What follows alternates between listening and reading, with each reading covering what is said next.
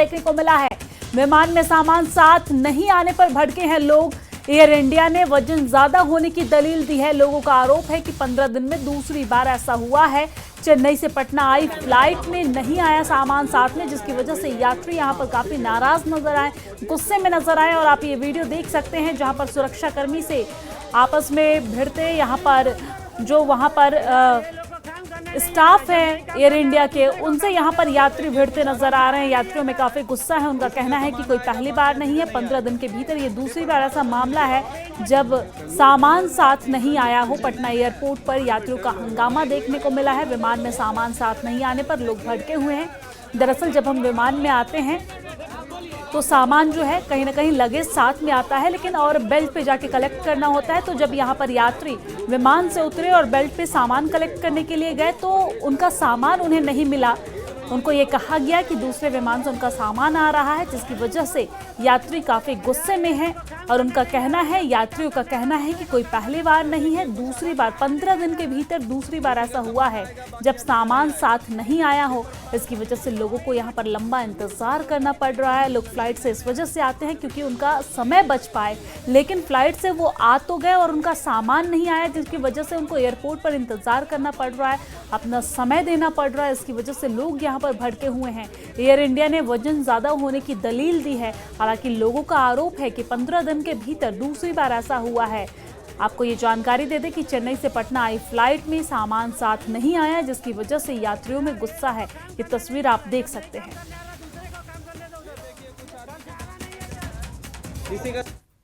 यार ये लोग को काम करने नहीं आ रहा है। जब नहीं काम करने आ रहा दूसरे को काम करने दो। उधर देखिए कुछ आदमी का आना नहीं है इधर, किसी का सामान आएगा, बाकी आदमी का नहीं आएगा। पेपर फाड़ो सब मिलके। अबे इनको डाटा रिकॉर्ड देगा हम लोग। सामान छोड़ के जो जाइएगा फिर सामान नहीं। और आगे बढ़ेंगे। इसी बीच एक और बड़ी खबर सामने आ रही है। बड़ी जानकारी आपको दे दें कि पाकिस्तान में एक के बाद एक 3 धमाके हुए हैं। बम धमाके में पाकिस्तानी आर्मी के 8 जवान मारे गए हैं।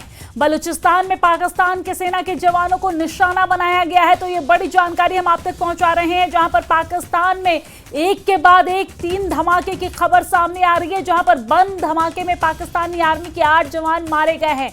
बलूचिस्तान में पाकिस्तान की सेना के जवानों को निशाना बनाया गया है। ये बड़ी जानकारी, बड़ी अपडेट हम आप तक पहुंचा रहे हैं, जहां पर 8 पाकिस्तानी जवान मारे गए हैं। 8 पाकिस्तानी आर्मी के जवान मारे गए हैं। बलूचिस्तान में पाकिस्तानी के सेना के जवानों को निशाना बनाया गया है।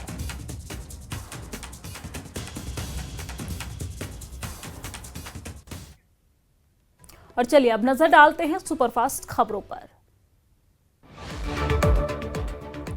290 भारतीय छात्रों को लेकर ईरान से दिल्ली पहुंचा दूसरा विमान। ईरान से भारतीय छात्रों को वापस लाने के लिए ऑपरेशन सिंधु जारी है। अब तक 400 छात्रों का ईरान से रेस्क्यू हुआ है।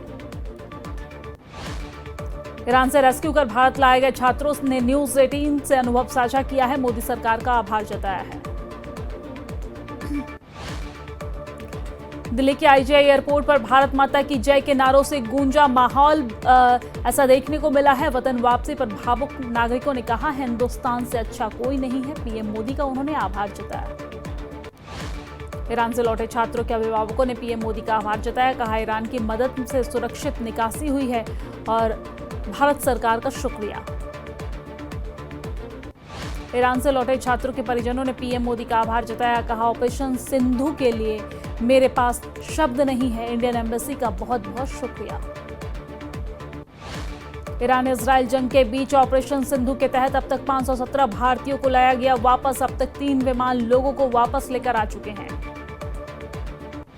नेपाल और श्रीलंका ने ईरान में फंसे अपने नागरिकों को निकालने के लिए भारत से लगाई मदद की गुहार। भारतीय दूतावास ने मदद का हाथ बढ़ाते हुए ईरान में फंसे नेपाल और श्रीलंका के नागरिकों के लिए हेल्पलाइन नंबर जारी किया है। जम्मू कश्मीर के मुख्यमंत्री उमर अब्दुल्ला का बयान आया सामने। कहा, ईरान इजराइल में हमारे 6000 से ज्यादा बच्चे फंसे हुए हैं। सभी को निकालना हमारा काम है। सभी से उमर अब्दुल्ला ने अमेरिका पर निशाना साधा है। कहा है कि अमेरिका के प्रेसिडेंट अपनी मर्जी के मालिक है। अमेरिका का फायदा जिसमें होगा अमेरिका वही करता है। जम्मू के उधमपुर से पाकिस्तान पर रक्षा मंत्री राजनाथ सिंह का बड़ा बयान। कहा, अभी खत्म नहीं हुआ ऑपरेशन सिंदूर, हर आतंकी हरकत का देंगे मुंहतोड़ जवाब। श्रीनगर में बीजेपी के चौपाल कार्यक्रम का आयोजन। जम्मू कश्मीर बीजेपी अध्यक्ष सत शर्मा शामिल हुए हैं। बोले कि पीएम ने कहा है कि समय पर राज्य का दर्जा बहाल होगा। जम्मू कश्मीर बीजेपी अध्यक्ष सत शर्मा ने सीएम के अधिकार नहीं होने वाले बयान पर प्रतिक्रिया दी। कहा एलजी के पास केवल कानून और व्यवस्था है, सीएम के पास विश्वास की कमी है। राज्य के दर्जे के लिए अभियान तेज करेगी कांग्रेस। अगले सप्ताह से कश्मीर घाटी के विभिन्न हिस्सों में कई राजनीतिक सम्मेलन करेगी आयोजित। जम्मू में बीजेपी नेता तरुण चुग ने मां भावे वाली माता में दर्शन किए हैं। माता का आशीर्वाद लिया है। देशवासियों के सुख समृद्धि की प्रार्थना की है। प्रशासनिक अधिकारियों ने किया सोनमार्ग का दौरा। जेकेएएस, केपीएस और लेखा सेवा नवनियुक्त अधिकारियों ने सोनमर्ग में व्यवहारिक सत्र में भाग लिया है।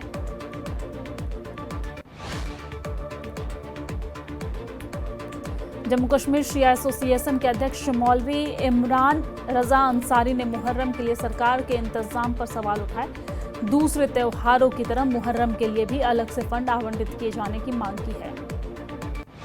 सुंबल में सोनावारी विधायक हिलाल अकबर लोन ने जल टैंकर को हरी झंडी दिखाई है। जल जीवन मिशन योजना का उद्घाटन किया है। पहलगाम में आने वाले पर्यटकों के लिए नया बदलाव। सुरक्षा सुनिश्चित करने के लिए मुख्य बाजार में उच्च स्तरीय सुरक्षा और नाके स्थापित किए गए। पहलगाम में विभिन्न सार्वजनिक पार्कों और चेक पॉइंटों पर सुरक्षा व्यवस्था कड़ी की गई है। बिसरन घाटी की ओर जाने वाली सड़कों में मुख्य पार्क खोले गए।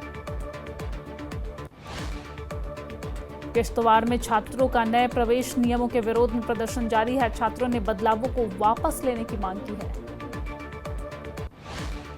गुलमर्ग में दुनिया के सबसे ऊंचे गोल्फ कोर्स पर 24 जून से होने वाली पहली गोल्फ कोर्स चैंपियनशिप की तैयारियां तेज हो गई है। चैंपियनशिप में विशेषज्ञ गोल्फर हिस्सा लेंगे। श्रीनगर में एक भारत श्रेष्ठ भारत के तहत कार्यक्रम का आयोजन। विभिन्न राज्य के विभिन्न सांस्कृतिक समूह और कलाकारों ने हिस्सा लिया है। सांस्कृतिक आदान प्रदान को बढ़ावा देना उद्देश्य। मेंढर के गुरसाई और हारोनी इलाके में पीने के पानी की किल्लत है। लोग कई किलोमीटर दूर से पानी ढोने को मजबूर हैं। प्रशासन से की जल समस्याओं के समाधान की अपील। मेंढर में ग्रामीण लोगों ने ग्रामीण विकास विभाग के अधिकारियों पर बड़ा आरोप लगाया है। लोगों ने बांटे जाने वाले डस्टबिन को नदी में फेंकने का आरोप लगाया है। कार्रवाई की मांग की है। बडगाम के डिप्टी कमिश्नर ने अधिकारियों के साथ बैठक की है। जिले में चल रहे विकास कार्यों की समीक्षा भी की है। बांडीपोरा में कृषि विज्ञान केंद्र ने धान रोपाई मशीन की प्रदर्शनी लगाई है। विज्ञानों और किसानों ने इसमें भाग लिया है।